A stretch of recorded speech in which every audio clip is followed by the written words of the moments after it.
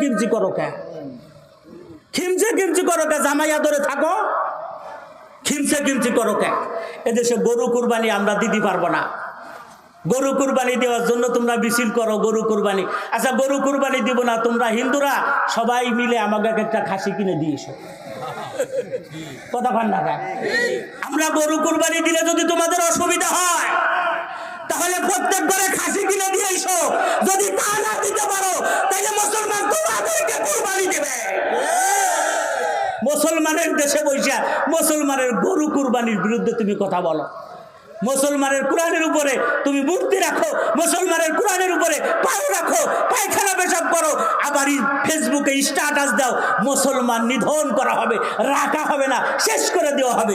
এত খিমসে কিমসি কে?